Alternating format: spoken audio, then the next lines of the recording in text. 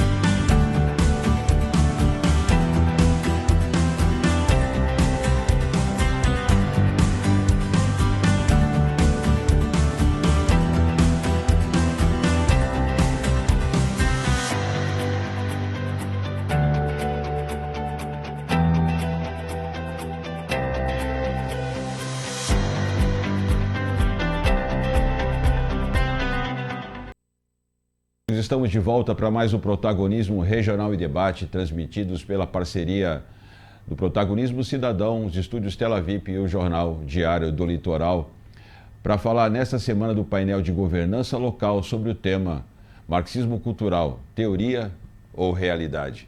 Um assunto interessante que a gente vai explorar com o ator e roteirista Felipe Fogosi. Felipe, que está se notabilizando como um ator um pouco diferente da maioria dos atores brasileiros, já que o Felipe se auto-apresenta, né, se auto-intitula como um artista conservador. Felipe, obrigado pela tua participação, Seja bem-vindo aqui no nosso estúdio. Eu que agradeço, Sérgio, um prazer estar com vocês, né, Revolta aqui também. É verdade, viu? Eu vou te falar, já vou responder a tua pergunta. A gente pode abordar isso de várias formas, mas historicamente, né? O marxismo cultural nasce com a escola de Frankfurt, na Alemanha, né, na virada da década de 20 para a década de 30 do século passado. Eles entenderam logo quando, né, o comunismo estava sendo implementado após a Revolução Russa de 1917, que a população não comprava, vamos dizer, muito a argumentação do Marx, dessa luta de classes, né, entre burguesia e proletariado, né? No fundo, ele via que a população russa era conservadora, era religiosa, né? Cristãos ortodoxos. Então, eles pensaram como que a gente dá base, porque se essa questão, essa polarização simplesmente, né, dos meios de produção não cola, como que a gente tem um outro argumento aí para seduzir a população. Então, pensaram, desenvolveram, né? Então, você tem vários... você tem, né, o Theodor Adorno, você tem o Horkheimer, você tem todos esses filósofos da escola de Frankfurt que desenvolvem um pensamento, uma metodologia para ser aplicadas nas universidades, e logo eles depois foram para os Estados Unidos, entraram na Universidade de Colômbia, na Universidade de Chicago, e não demorou muito para chegar no Brasil também, né? E eu estou falando mais ou menos a primeira geração. Depois você tem Antônio Gramsci também, você tem Foucault, mais recentemente, nos anos 60, com toda a questão do desconstrutivismo, relativismo moral, enfim, Derrida na área da psicologia. Então, é mais do que verdade que existe um pensamento que, vamos dizer, para controle social, procura atacar principalmente os valores judaico-cristãos, né, que é a base da cultura ocidental. Então, como que a gente desarticula, né, essa tradição aí de 5.000 anos, se a gente juntar, né, judaico-cristã? Sim. Então, o quê? Aquilo que era senso comum para a gente, família, né, homem, mulher, né, o arquétipo do masculino, o arquétipo do feminino que se une para ter o quê? A próxima geração, essa tríade natural, né? Como que a gente subverte isso, né? Como que a gente consegue produzir uma engenharia cultural para deixar as famílias fragmentadas, enfraquecidas, dependentes do Estado, e assim nós temos o controle da sociedade. É basicamente isso, num resuminho assim. Bom, Felipe até já respondeu, né, Carlos? Sim. Mas eu quero agora apresentar aqui quem vai me ajudar a continuar com essa conversa com o Felipe, que é o Carlos Revolta, que é jornalista, veio do programa dele me ajudar a fazer essa... Porque você que é um jornalista também conservador, também cristão, né, Revolta? Seja bem-vindo, obrigado pela tua Muito obrigado, Sérgio, pelo convite, muito obrigado por estar participando por aqui. Nós estamos aí nessa luta, né, para levar verdadeira informação para a população, porque nós vemos que o marxismo cultural está assim intrínseco dentro do jornalismo, porque nós vemos que a grande mídia ela não leva a verdadeira informação e, na verdade, eles levam desinformação para a população. Para quê? Para confundi-las, né, como nós estávamos conversando logo mais cedo, né, confundir a população desconstruindo o conservador, colocando o conservador como o mal na história, o conservador como a pior parte na história da humanidade. Já aproveita e emenda a tua pergunta para o Felipe, então. Bom, Felipe, a minha pergunta é sobre fé. Por que o marxismo tem essa ânsia de destruir a fé do cidadão? Olha, porque um cidadão sem fé, né, ele não tem um propósito, né? Tem que em grego chama telos, né, que vem de teleologia, que é você tem um final da história social, né, mas você tem um final da história para cada um, né? Cada um tem a sua história de vida pessoal, sim, né? E como é uma vida sem objetivo, sem propósito, né? Então, assim, se eu consigo tirar da pessoa o conceito de que existe um propósito divino para ela, né? Que Deus ele conhece cada um, né? Você tem várias passagens bíblicas que falam, por exemplo, né, que antes da formação do mundo Deus já tinha preparado para você, né, um propósito, né? Que a vontade dele é boa, perfeita e agradável para aqueles que o amam, né? Uhum. Então, assim, se eu tenho um propósito, é muito mais difícil de me controlar, né? Porque é uma coisa intrínseca. Eu falo assim, não, eu sei primeiro, né, o que é o bom, né? O belo e o justo, né? Eu tenho um entendimento, não foi relativizada a questão do que é positivo, o que é negativo, né? E eu vou dirigir a minha vida para esse fim, né? Quando eu não tenho isso, o Estado pode incutir a agenda dela, eu passo a receber o telos de Estado, quando eu digo, ou dessa classe política que quer me dominar. Certo. Essa classe, ela cria, né, na verdade, está me escravizando, né, eu estou sendo enganado, eu estou comprando um telos dele. Né? Certo. Eu estou comprando um propósito que não é meu, na verdade, né? Como se fosse meu, porque eu vou ganhar pontos sociais se eu, né, rezar a cartilha que eles estão determinando para que eu, né, para que eu siga. Então, assim, por isso que tem que secularizar a sociedade desde o começo, né? O Marx, a religião é o ópio do povo, toda essa questão que da gente. Então, novamente, outra coisa, né? Outra questão, como que eles fazem para fragmentar a sociedade? Fala assim, olha, se você não reflete a imagem e semelhança de Deus, o imago Deus, né? Se eu reduzo o ser humano simplesmente um animal falante, um animal, né? É muito mais fácil de eu, primeiro, te desumanizar, de eu te, né, matar em qualquer guerra. Geralmente você faz o que com o inimigo? Você começa a desumanizar, né? Você retrata ele como um inseto, como um rato, como um ser peçonhento, né? Então tem que ser exterminado. E isso na cabeça de quem... Isso foi feito, por exemplo, né, pelo nazismo durante a Segunda Guerra. Então, assim, fica muito mais fácil quando eu te vejo como um ser inferior do que eu sou, né? Ou quando eu te reconheço como meu semelhante, né? Como tendo o mesmo princípio divino em você. Então é muito mais fácil matar é a última coisa, a coisa mais extrema, né? Mas eu te tratar como um ser de segunda classe, né? Como, por exemplo, a Hillary Clinton falou nas eleições, né? Os deplorables, né? Os deploráveis. Falou assim, não, esse povo aí é deplorável, eles são ignorantes, eles têm que ser dominados. Então, assim, isso faz parte do marxismo cultural, né? Tem um livro do Saul Alinsky, que foi o pai intelectual do Obama e da Hillary Clinton, né? Chamado Regras para Radicais. Primeira coisa interessante é que no prefácio do livro ele dedica a Lúcifer. Ele fala que é o primeiro rebelde da história. O primeiro rebelde da história, ele dedica o livro. E o livro basicamente é um manual, né, de como você doutrinar, né, estudantes, né, universitários, para usar eles como ativistas políticos, como cabos eleitorais, como idiotas úteis, né? Então, nesse livro, você tem ali um manual da esquerda de como você realmente fazer guerra cultural, você fazer, né, usar a cultura como uma ferramenta política né, para implementar a agenda que eles têm na sociedade. Então, assim, quando, né, alguém fala que marxismo cultural é uma teoria da conspiração, primeiro que assim, é um erro crasso de quem fala isso, porque o que não falta é literatura dos próprios marxistas culturais, né? Então, assim, é só pesquisar um pouquinho, né? O Saul Alinsky, que você citou agora, inclusive, nós estamos vivendo um exemplo clássico, né? Porque tem uma passagem dele que ele conta, inclusive, quando eles queriam atacar o Bush pai, o que eles fizeram com a Ku Klux Klan. Infiltraram pessoas vestidos, caracterizados como agentes da Ku Klux Klan, e aí trouxeram a imprensa para cobrir que a Ku Klux Klan eram apoiadores do Bush pai.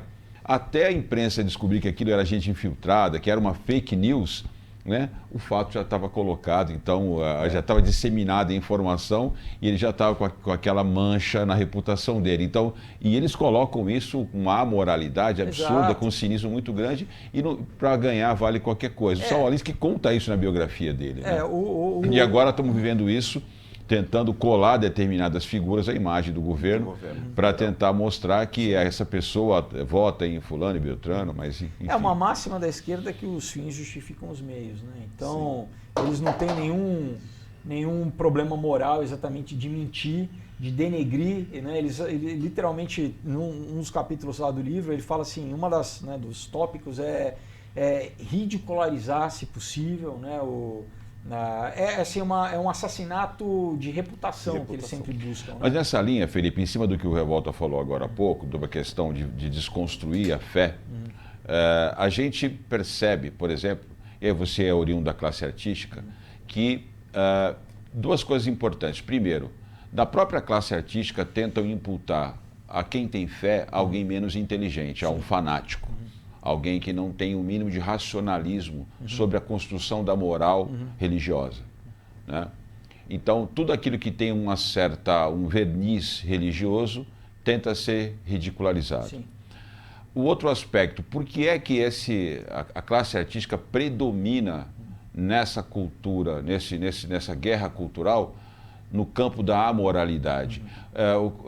Como é que a gente explica isso para quem nos acompanha, sobre esses dois aspectos, essas duas abordagens? Primeiro, tentando ridicularizar a inteligência religiosa, como se isso fosse algo de quem não tem capacidade de discernimento, e por que isso leva a maior parte da classe artística para o campo da amoralidade? Bom, eu acho que é bom a gente qualificar um pouquinho isso, Sérgio, no quesito, assim, não é a fé propriamente dita, apesar de que, né, muitos se dizem ateus, mas é a fé cristã, especificamente. Sim. Porque se você tiver fé na mitologia nórdica, se você for budista, se você for nova era, se você acreditar no mapa astral, ou na yoga, ou no I Ching, ou no que for, você é aceito. E ao contrário, é bacana, né, sofisticado. Né? Agora, a fé cristã, por quê? Porque o cristianismo ele estabelece um padrão moral. E esse padrão moral que é complicado para a esquerda, ou na verdade não complicado para a esquerda, deixa eu reformular. A esquerda seduz, né, por exemplo, jovens, falando assim, olha, não tem limite para você. Você pode fazer o que você quiser. Que inclusive, vamos traçar um paralelo ao satanismo. O satanismo, a máxima do satanismo é faz o que tu queres porque tudo é da lei. Você é o seu Deus. Né? Esse é o princípio do humanismo. Você é seu Deus. Não tem nenhum padrão moral acima do que você. Então eu determino o que é certo e errado. Não é? E muitas vezes para o jovem isso é um discurso sedutor, porque fala, pô, então não tem limite. eu faço o que eu quero, eu uso a droga que eu quiser, eu não tenho nenhuma limitação de prática sexual, sem eles saberem que uma conta vai chegar a longo prazo dessas práticas, né? Não tem almoço grátis. Não tem almoço grátis, né? Você vai ter um filho fora do casamento, você vai, né? A tua vida vai ser um vício que vai consumir o teu trabalho, vai consumir a tua saúde. Alguma coisa vai acontecer, né? Uma doença sexualmente transmitível. E aí está o racionalismo que a gente muitas vezes ignora, que quem está dentro de uma fé cristã muitas vezes está também imbuído de um racionalismo que exato. Objetivo. Na verdade, não, esquecem que o início das universidades começou com a escolástica, né? Você tem o cristianismo primeiro, né? A galera da esquerda gosta de falar, não, né? É retrógrado. Muitos dos conceitos, por exemplo, de direitos humanos nascem com o cristianismo, né? Por exemplo, a abolição da escravatura começou na Inglaterra com Wilberforce, no parlamento inglês cristão. Por quê? Porque ele fala como que eu posso tratar o meu irmão como, né, um ser menor. Né? Isso porque, enfim, se a gente for falar de escravidão, remonta a história e não tinha em nenhum momento uma questão racial. Na própria África, africanos escravizavam africanos, né? Na Grécia, gregos, atenienses escravizavam espartanos. Quem ganhava a batalha era escravo de quem perdeu, era ponto, né? Enfim, mas então, primeiro, outra coisa, Jesus que acaba com a questão, ele reconhece a mulher, porque, né, eles gostam de falar da Grécia. A Grécia, a mulher era tratada igual propriedade, né? Era um ser de segunda classe, era igual a um animal. Meninas, muitas vezes, quando nasciam, eram jogadas do penhasco, porque eles não queriam ter filho, eles queriam ter filho. Então, a mulher, né, inclusive na Roma, né, na própria Roma, a mulher era propriedade do pater, né, do dono da casa. Quem muda isso é o cristianismo, quando Jesus reconhece a mulher, né, quando ele tem discípulos, tem Marta, Maria, né, e isso começa a mudar. Então, toda essa questão de, por exemplo, direitos humanos, o cristianismo que estabelece isso, né? Agora, voltando de novo, né, essa falácia aí por exemplo, né, universidades, Harvard foi fundada para ser um curso de teologia, Yale foi fundado para ser um curso de teologia. Você tem as primeiras, né, eu citei, a escolástica, a primeira escola na Baixa Idade Média eram todos o quê? Eram religiosos, né? Então, o ponto de virada é o iluminismo. O iluminismo começa a estabelecer uma secularização da sociedade, um reducionismo da figura do homem, né? Começa, não, o homem então é simplesmente ou uma máquina, né, biológica, né, ou ele é um animal, ou reduz a uma máquina ou reduz a um animal. Então, é muito fácil e concomitantemente, um pouco depois, você tem todos esses movimentos, né? O anarquismo, inclusive, por exemplo, Bakunin, que era amigo do Marx, depois brigou com o Marx, ele, por exemplo, ele era satanista, né, também, como o Sawalinski. Então é interessante, o Marx tem um livro do Richard Wurmbrand falando Marx e Satã. O Marx, ele veio de uma família religiosa e ele tem um momento que ele, vamos dizer, ele apostata, né? E ele passa escreve poemas satânicos na adolescência e depois uma governanta dele, que ele nunca pagou, tá? Ele teve um filho bastardo com ela. Então é o cara que é o defensor do proletariado. Quem criou foi Engels, hein? que vivia, né? Nunca trabalhou na vida. Nunca trabalhou. Duas filhas se suicidaram dele. Então você vê que era um cara bacana, né? Uhum.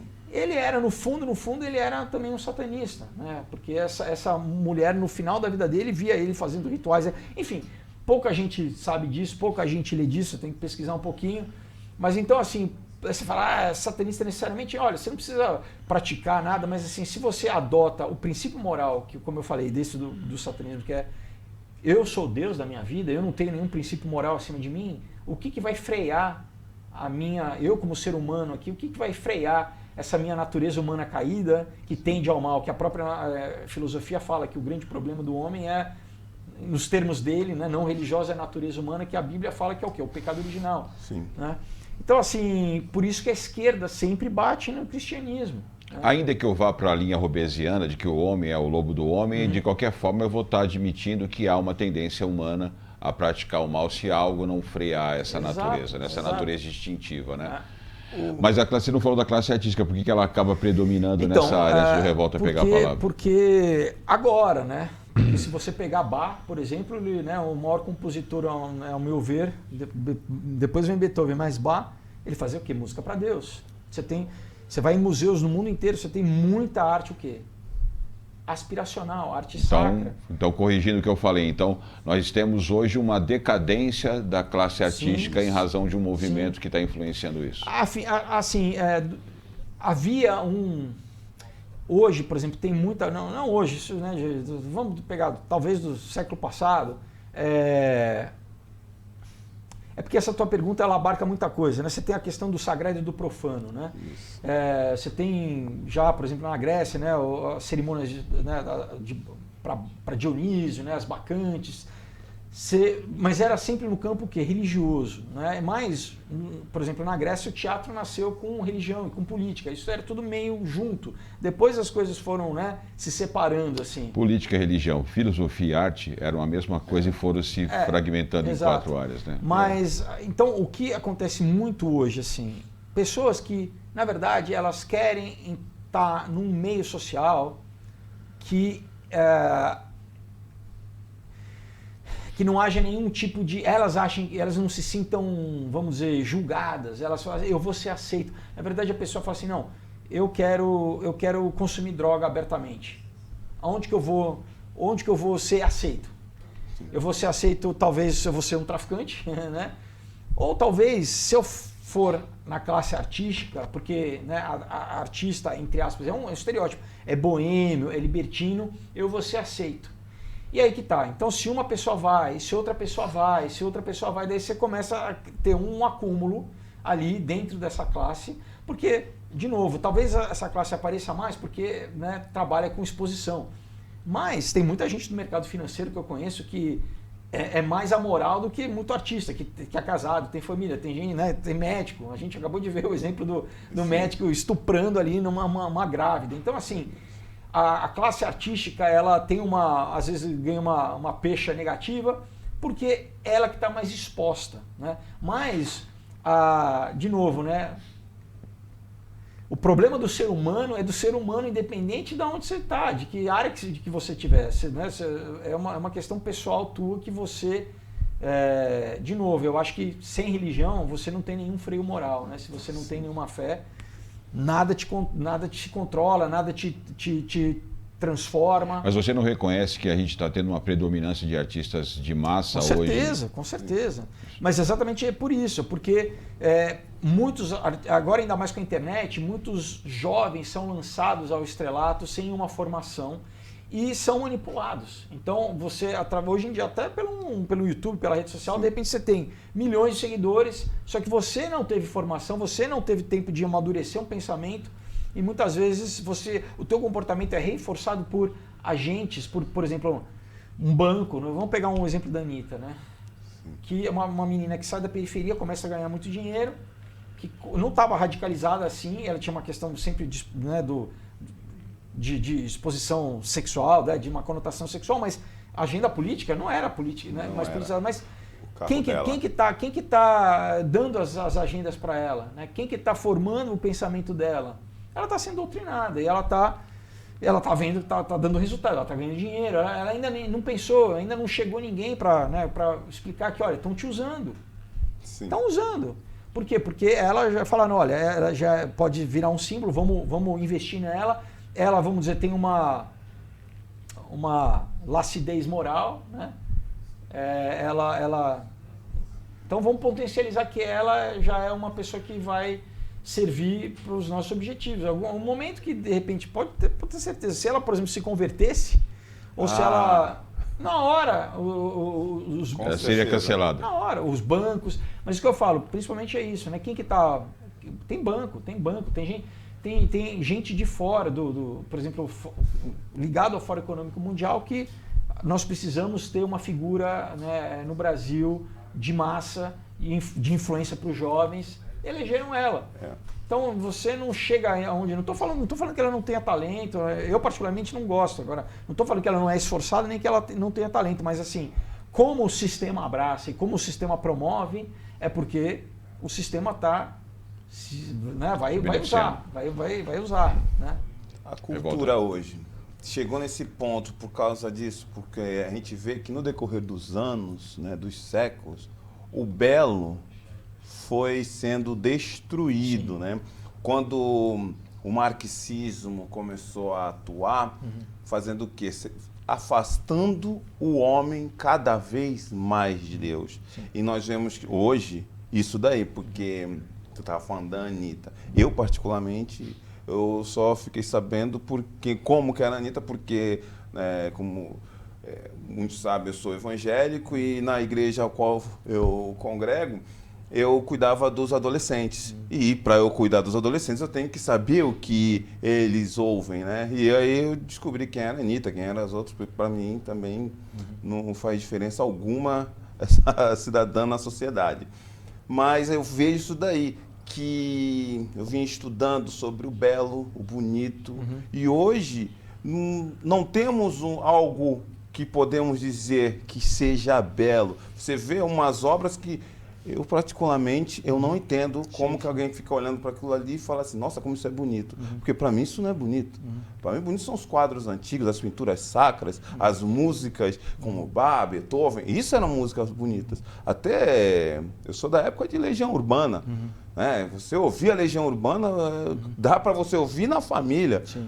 Hoje as músicas, se você colocar na minha casa, graças a Deus, não toca, mas tem lugares que esse funk ginecológico é absurdo. Sim. E isso tudo foi a atuação do marxismo no decorrer dos anos, né? Esse é um assunto extenso, né, que a gente pode entrar até em umas questões um pouco mais filosóficas, assim, né? Dessa perversão do belo, né? A perversão do belo.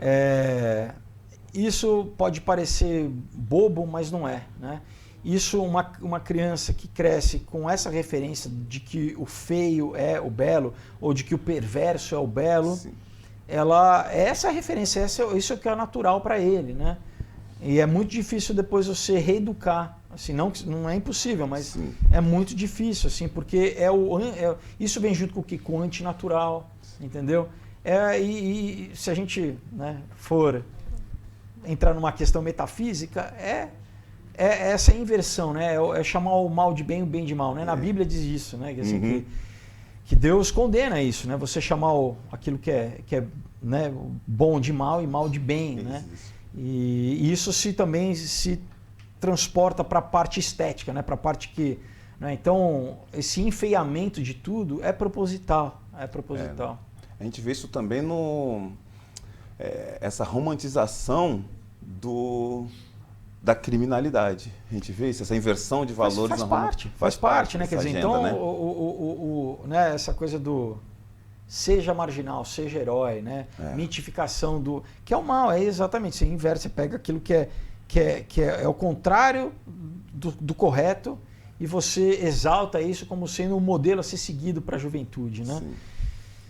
Por quê? Porque também é mais fácil, né? A Bíblia fala, né, que o caminho é estreito, é mais difícil você trabalhar, é mais difícil, mas o resultado a longo prazo é perpétuo, né? Ou é benéfico. E lembra da parábola da formiga e da cigarra? Sim. É um pouco isso também, né? Então, é difícil se sacrificar para trabalhar, para conquistar, né? Então, a gente está criando uma juventude que não é resiliente, não consegue passar pela dificuldade. E a vida em si, ela tem... Né? Jesus nunca enganou ninguém. Ele falou, olha, no mundo tereis aflições, mas crede em mim porque eu venci o mundo. E exatamente, se você, né, durante a dificuldade, se você tem um foco ali, que é Deus, vai ser passageiro, né? Você consegue atravessar esse momento. Agora, se eu sou fragilizado, né, eu vou estar dependendo geralmente do Estado, né? Assim, é isso que a esquerda quer, homens fracos, mulheres fracas, na verdade. Sim. Complicados, né, presos ali numa confusão mental, porque é muito fácil de dominar, né? Saindo um pouco dessa linha, Felipe, eu queria trazer um pouquinho para o campo da política federal. A gente está vendo toda essa polêmica sobre as mudanças na política federal sobre o incentivo à cultura, a chamada Lei Rouanet, né? E aí o governo Bolsonaro, o secretário Mário Frias foram acusados de estarem destruindo os investimentos públicos na área de cultura, em razão dele ter retirado recursos, ou melhor, ter modificado, né, os critérios para a autorização de projetos que previam destinação de impostos para os cofres públicos direcionados a projetos culturais. Qual é o tamanho dos fatos? Qual é a verdadeira dimensão dos fatos pela tua ótica, de tudo aquilo que está sendo falado por essa grande quantidade de artistas que fazem oposição sistemática ao governo Bolsonaro? Olha, o governo do PT aparelhou a cultura, como aparelhou uma série de setores da sociedade, né? Então, para você conseguir ter uma licitação, conseguir, no caso da cultura, ter um edital, ganhar, você tinha que fazer parte do esquema, né? E, infelizmente, muitas pessoas, claro, muitos com já alinhamento político, mas muitos por simplesmente, né, ter um repasse de verba, faziam parte do esquema. Então, muita gente parou de ter acesso às verbas públicas, que é dinheiro de imposto, né? Dinheiro que... Então, novamente, né, o artista não é um cidadão melhor do que nenhum outro cidadão, né? Porque tem uma coisa assim, porque é artista, então, quer dizer, por ser artista você é acima do que os outros cidadãos e você merece, então, você não tem prestação de contas, você pode, né? E muitos que não precisam também, que já têm um reconhecimento público, né? Eles já vendem os seus ingressos, já... Então, além disso, né, do mau uso da verba, né, de aparelharem para o quê? Para usar como, basicamente, cabo eleitoral, né? Qual modelo você defende para o financiamento da política cultural? Então, só encerrar. Então, não chegava também no pequeno produtor cultural de verdade, quem precisava. Essa pessoa, às vezes, não conseguia nem aplicar para a lei, porque, né, não tinha, vamos dizer, um escritório jurídico, a pessoa não conseguia nem... Então, não chegava, não tinha formação, não tinha... Né, nas comunidades locais, né, formação de base cultural, não chegava nessas pessoas. Então, assim, eu não quero adiantar muito, porque eu estou na pré-candidatura, mas, assim, em breve eu vou ter, né, um site com exatamente, vamos dizer, a minha missão é agir na área cultural, né? Tem que ser revogado. Eu não quero adiantar a minha fala aqui, mas, enfim, é ter uma nova política pública para a cultura, com transparência, com que realmente a verba chegue no pequeno produtor. O grande produtor não vai ter acesso? Não pode ter acesso, mas vai estar num campo, né, de igualdade e que ele vai ter que ter uma ação social. Ele vai ter que, né, parte, de alguma forma... A prioridade é trazer novos artistas, por exemplo, incentivar os pequenos. Um grande artista, né, que já está, enfim, teve seu mérito, tá? Ele quer ter acesso, enfim, né, e tem que estar muito bem estabelecido, mas, assim, depois do teu show, o que ficou, né? Qual que é a contrapartida social? Tem alguma? Não. Hoje em dia não tem nada, né? Então, fazer com que, de alguma forma também, se você for ter acesso, você vai ter que, de alguma forma, retornar isso para a sociedade, né? Enfim, então, tem mecanismos e principalmente isso, né? Dessa despolitização, né? Quer dizer, não ficar... A cultura não ficar refém da esquerda, de um grupo só da sociedade, que não representa toda a sociedade, e que não ficar usando... Às vezes tem repasse da cultura que vai para governador, vai para prefeito, que não vai para a cultura. Exato. É dito para a cultura, entendeu? Então, né, isso que eu falo, na conta da cultura acontece muita coisa. Né? Tem as costas largas. Exato. Ô, Felipe, nós vimos agora nos últimos tempos artistas consagrados, né, como Daniela Mercury, receberam, você falou sobre... verba da cultura que vai para os municípios, que vai para os estados, e elas receberam, né? E ao invés de se limitar a fazer só o show, usou o seu show com verba pública para fazer palanque político. Sim. Em contrapartida, quando foram denunciadas, a esquerda toda, a mídia, foi falar do cantor Gustavo que ele estava ganhando verba pública para fazer show. Só que no show que ele ganhava, que ele recebia do município, ele não falava sobre política. Ele só fala sobre política no show particular dele, quando é privado. E o que você acha disso? Dessas pessoas que usam verba pública, esses artistas que usam verba pública no seu show para fazer palanque político? Bom, é showmício, né? Showmício. Isso Então, daí não... no dia 1º de maio agora, né, teve lá em São Paulo. Né, foi dia 1º, né? Enquanto na Paulista eu estava lá, você teve uma manifestação espontânea da população, né? Sim. Novamente ali, lotando a Paulista, em frente ao estádio do Pacaembu. Primeiro que não foi ninguém, não tinha quórum lá, mas a Daniela Mercury recebeu R$100 mil sem licitação, tá? Que só foi também publicado no Diário Oficial 2 dias depois do evento e fazendo comício. Quer dizer, então, primeiro que o TSE deveria ver isso, né? Que afinal de contas, como que o Lula estava presente. Sim. Né? E ela literalmente pediu voto para ele. E não, né? Vem cá, isso aí não caracteriza, então, né? Não poderia ser impugnada a candidatura só por isso, né? Mas é a tal coisa dos 2 pesos e 2 medidas, né?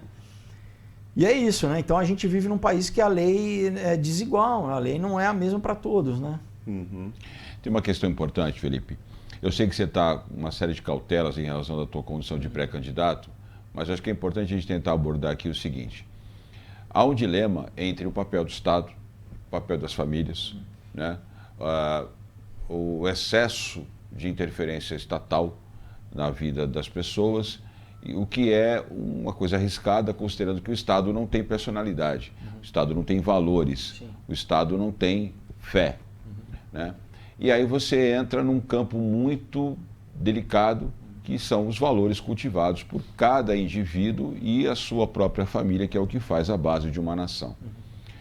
Se a gente colocar o que você falou até agora sobre a importância da formação do caráter moral dos indivíduos para fortalecer a sua atuação, rejeitando o papel da narcodependência, enfim, de valores que pervertem a cultura sexual da família, etc., e outras coisas mais, como é que a gente consegue equilibrar a necessidade de fortalecer a educação, né, para fortalecer o caráter do indivíduo, ao mesmo tempo limitando uma atuação estatal que, em mãos erradas, podem ter efeito contrário? Não sei se eu estou sendo claro onde eu quero chegar. Né?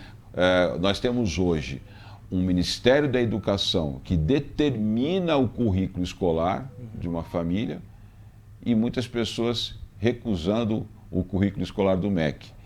Por outro lado, né, uma cultura e uma educação fragilizada. Como é que a gente consegue equilibrar isso para resgatar a força de caráter do brasileiro? Bom, primeiro, na minha visão política, o papel do Estado não é educar. Não é responsabilidade do Estado. Educar é responsabilidade da família, do pai e da mãe. A esquerda, o Marx já falava isso, né? Inclusive no modelo do próprio Marx, que era tirar a criança da família, e quem educa desde berço é o Estado, não é a família. Né? Então, como que você, um pai, você vai ter a segurança de você vai mandar o teu filho, você ensina de um jeito, você vai mandar ele para a escola e ele vai chegar lá e ele vai ser doutrinado. Vai ter lavagem cerebral aplicada. Lavagem cerebral. Então, assim, que segurança? Então, por isso que muitas pessoas hoje estão preferindo o quê? O homeschooling. Né? Você fala assim, não, eu vou... Eu passo isso em casa, tá? O meu chega em casa e fala, pai, eu não quero mais ver isso. Adolescente. Ou você realmente incute, né? O que eu acho que a população tem que fazer, fala, poxa, mas eu não consigo, eu tenho que trabalhar, mas você então eduque teu filho exatamente para ter essa consciência. Fala assim, olha... Para identificar esse tipo de ação. Né? Os nossos valores são esses. Provavelmente, talvez você tenha um professor que vai... Então, mas eu quero saber de você como a gente consegue atuar na política de uma certa forma que faça com que a gente tenha capacidade de equilibrar esse processo. Então, eu concordo com você Bolsonaro... que a família tem um papel preponderante. O presidente Bolsonaro já tem feito isso com as escolas civis militares. Né? Ele já tem implementado um outro modelo educacional que preza por esses valores, preza por amor à pátria, preza pela família, o que? Para formar bons cidadãos, para a gente viver numa sociedade, né? Isso é um efeito direto disso. Você quer viver num inferno, né? Onde existe roubo, ou você quer viver numa sociedade onde o cidadão se reconhece, né? E todo mundo procura trabalhar em prol do país. Né? Então, por que o Lula agora já falou que quer exatamente fazer isso, abolir Por quê? Porque eles sabem que a gente criando ali como os índices escolares, né, do MEC. Eu tenho um amigo professor que falou que durante os anos do PT ele não podia reprovar. Se você não reprova, você está fazendo mal para quem? Para a própria criança, que você vai passar ela adiante, ela sem ter tido o aprendizado necessário, ela não conseguiu elaborar, ela não solidificou nela a base para você ter um acúmulo educacional na próxima série. E depois o cara tem o quê? Isso acontece abandono escolar, porque o cara passa uma série, chega na outra e não entende nada. Fala, bom, para que eu estou fazendo aqui? Né? E isso gera o quê? Uma geração de analfabetos funcionais. Gente que não sabe mal fazer uma conta, mal interpretar um texto, e a gente falando assim, que o empresário, qual que é uma das grandes reclamações do Brasil? Que é falta de mão de obra qualificada. Exatamente. Então, é um tiro no pé do Brasil. Você pega o modelo da Coreia. Né? A Guerra da Coreia foi nos anos 50. Você teve a Coreia do Norte e a Coreia do Sul. Né? Todos os países de terceiro mundo. O nível de desenvolvimento humano na Coreia do Sul era igual ao da Etiópia. Vai ver a Coreia hoje. Então, O que aconteceu? Qual que é o milagre? Eu vou te falar qual que é a diferença. A Coreia teve, depois da Guerra da Coreia, pela presença dos americanos, do exército americano, um grande número de missionários, de missionários cristãos. Você vai falar, mas é o cristianismo? É o cristianismo. O cristianismo entrou dentro da Coreia, mudou o pensamento milenar, né? Vamos dizer, o caráter do pensamento asiático, para gerar o quê? Um alto nível de alfabetização, depois o quê? Diplomas, né? E PhD.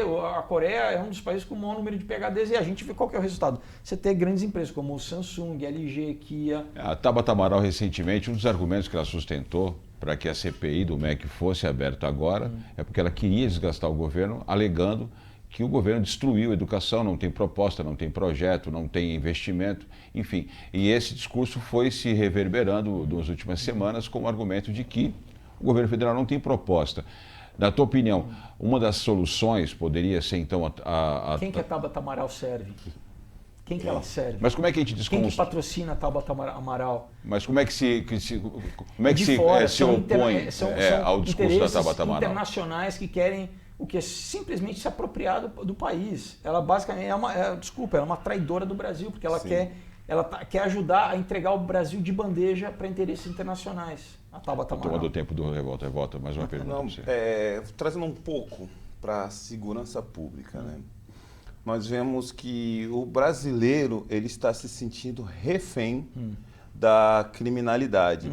E hoje o criminoso ele está se sentindo tranquilo. Por quê? Por causa que o nosso Código Penal, infelizmente... Ele é a vítima, né? Ele é a vítima. Ele pode roubar, né? Exatamente. Você é culpado. Então quando ele rouba e ele é preso, ele passa pela audiência de custódia, muitos são soltos no dia seguinte, e também quando chega ao policial julgamento, pensa 2, 3, 5 vezes antes de dar um tiro. Porque ele vai estar na rua ele vai amanhã. Responder, o policial vai responder judicialmente. E o criminoso ele se sente tranquilo porque ele sabe que mesmo ele sendo preso, se ele cumprir uma pena que vai ser pequena, ele vai estar sendo beneficiado porque vai entrar para uma facção. Sim. Se ele não é da facção, ele vai entrar pela facção. Se ele já é da facção, ele vai subir degraus. E nós, cidadãos, estamos reféns do sistema. Exato. E o senhor, como pré-candidato, se eleito, o senhor é a favor de uma renovação do nosso Código Penal? Com certeza, não tem a menor dúvida. Inclusive revogação do Estatuto do Desarmamento. Né? Sim. A gente já viu índices agora da população. Obviamente ninguém quer sair dando tiro por aí, mas de você ter o teu direito de autodefesa, a criminalidade cai. Por quê? Porque o bandido vai pensar 2 vezes antes de te abordar, que fala assim, peraí, agora você não pode reagir, você tem um patinho na lagoa, né? Agora, no momento que ele passa a ter insegurança de falar, será que vai haver uma reação? Porque geralmente, né, o criminoso ele vai pela lei do mínimo esforço. Ele fala, não, esse cara vai ele vai me dar qualquer tipo de resistência, eu vou procurar a vítima mais fraca, né?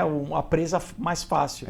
Agora, se a população, né, aqui no Brasil houve essa demonização, não, a arma não faz nada, a arma é um objeto, né? Exatamente. Porque afinal de contas, se você quiser agredir alguém, se agride com mão, se agride com pedra, se agride com, né? Agora é isso, por que então só a criminalidade tem acesso à arma e a sociedade civil não tem? Né? Então é óbvio, né? Quer dizer, até né, quem é da polícia, né? Os militares, os policiais, policial militar, né? Fala assim, o cumprimento do dever dele está cerceado. Ele tem medo. Agora, eu posso prender? Não sei. Né? Tem a câmera. No Rio de Janeiro, eles não podem nem fazer operação na comunidade. O iluministro proibiu. Então, assim, é isso. Ou as pessoas entendem que a gente... Você quer viver em que país? Você quer viver num país onde você não tem direito nenhum, né? Que você deve ser roubado, como, né, o próprio Lula falou assim, olha, qual o problema o rapaz lá chegar e roubar o celular? Beber uma cervejinha no final do dia, qual o problema? Sem a gente, o que tem de gente que inclusive dá o celular e mesmo assim atiram no cara, o cara, né, é óbito. Então, mas essa conivência com o crime, por quê? Porque quem que se beneficia? Quem que ganha com o narco-estado? Sim. Né? Quem que tem ligação com o narco? Quem que tem um diálogo cabuloso? Nós estamos vendo aí, né, a delação, o vídeo do Marcos Valério, né? Enfim, então é isso, né? Olha, o país que a gente vive é exato reflexo do que a população quer, né? Então, ou a gente entende a nossa responsabilidade de uns, como no meu caso, que recebi um convite, falar, tá bom, eu aceito participar, ou de qualquer cidadão que está assistindo que fala assim, não, eu vou votar, eu vou pesquisar, eu não vou chegar na hora quem que é, eu vou votar nesse aí. Não, né? Não é emocional, um voto emocional. Quem que é, qual que é a história dessa pessoa? Hoje em dia não tem desculpa, tem rede social, tem internet, eu vou pesquisar qual que é a história dessa pessoa. Né? Gasta meia hora, né, para você qualificar o teu voto, mas... De novo, né? Se a população abdica disso, então depois a gente não pode reclamar, né? Não reclamar da sociedade. Exatamente. Então estamos chegando no final e eu queria então a tua palavra sobre protagonismo cidadão. Nesse canal, a gente defende o cidadão como protagonista da própria história. Autogestão, autogoverno, né? Governar a própria vida, governar a própria família, os próprios valores. Qual o papel do protagonismo cidadão nesse momento crítico da história do Brasil? É essencial, é único, né? É isso, eu acho que a gente tem vivido um processo de amadurecimento brasileiro, né? Nós somos um país novo, né? O que não é desculpa, porque, né, os Estados Unidos é um país da mesma idade, mas a gente tem que amadurecer, né? A gente tem que esquecer que... Eu acho que é isso, né? Que muita gente já falou, há muito tempo atrás a gente só sabia... né, os jogadores do nosso time ou da seleção, né, mas não sabia quem era, para quem eu votei para deputado estadual, para quem eu votei para deputado federal, para quem eu votei para senador, né? Mas não, hoje em dia a grande parte da população sabe o nome dos ministros do Supremo. Então eu vejo de uma forma muito positiva, né? Eu vejo que, novamente, né, a eleição do presidente Bolsonaro, desde o impeachment da Dilma, já tem um envolvimento, né? Já tem quase 10 anos isso, né? Então não é uma onda passageira. Eu acho que finalmente o brasileiro acordou. Falta agora ele entender mais o que mais eu posso fazer, né? Eu acho que uma grande parte, a maioria da população está desperta, né? Agora como que eu me envolvo mais? Como que eu posso, talvez, numa reunião de pais e mestres da escola, né? Como que localmente eu posso, na reunião de condomínio, de associação de bairro, né? Como que eu posso ser ali um agente de uma mudança cultural, conservadora, porque muitas vezes no ambiente local que essas coisas começam a degringolar, né? Então, se você, por exemplo, numa reunião de pais e mestres, fala assim, não, eu não aceito, ou junto os pais falam assim, não, nós não aceitamos que haja uma doutrinação de ideologia de gênero para os nossos filhos. Se é uma escola particular, né, a lei do dinheiro, você fala, então a gente vai tirar o nosso filho. Pode ter certeza que a escola, agora se é uma escola pública, vá, denuncie, né, busque o deputado, busque, né, essa representatividade que aqui no Brasil ainda não existe. Como, né, eu citei os Estados Unidos, lá, eles que são os congressistas, eles falam, é comum né, o teu congressista do teu estado, né, teu condado. do teu condado, você escrever para ele, você ir no gabinete, né, e cobrar, porque o trabalho dele é esse, né, basicamente é um representante. Então chegar, vem cá, e essa questão, né? O que está, né? Você fez a tua campanha em cima dessa pauta, cadê, né? Não está sendo cumprido. Então, assim, é um voto de confiança, né? Na próxima eleição não é reeleito, né? E aqui no Brasil é outra coisa, né? Por que a gente volta e meia, você vê as mesmas figuras, o cara que foi, né, foi condenado, você vê a eleição seguinte, o cara tá lá, né? Vamos fazer, eu vou melhorar. Eu falei, peraí, amigo, você, né, é endêmico, isso não vai mudar, né? Então, de novo, né? A gente tem que tem mais esse protagonismo mesmo, né? Exercer o protagonismo, né? Exato. Legal, gente. Estamos chegando no final, então. Eu quero agradecer mais uma vez a participação aqui do ator e roteirista Felipe Fogosi. Felipe, muito obrigado pela tua participação. Eu que agradeço, Sérgio. E do Carlos Revolta, que nos acompanhou e nos ajudou nessa entrevista. Carlos. Muito obrigado, Sérgio. Até a próxima, viu? Você que nos acompanhou mais uma jornada do Protagonismo Regional em Debate, espero que tenha gostado. Espero que continue exercendo o seu protagonismo, divulgando esse programa, se inscrevendo, comentando, participando. E até a próxima semana.